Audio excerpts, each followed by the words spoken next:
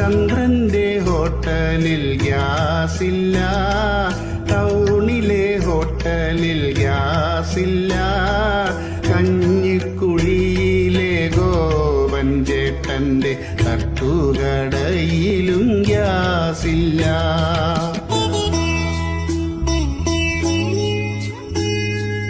അകലെയെങ്ങാണ്ടുള്ള Persian രാജ്യത്ത് അവരുടെ ശത്രുക്കൾ ബോംബിട്ടു. വേറൊരു രാജ്യത്ത് ബോംബുകൾ പൊട്ടിയാൽ എങ്ങനെ നമ്മുടെ ഗ്യാസ് മുടങ്ങും?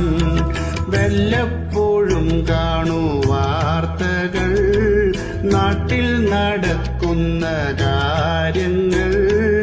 ഏതൊരു നേരവും റീലുകൾ കണ്ടിട്ട് മണ്ടത്തരം തന്നെ ചോദിക്കും.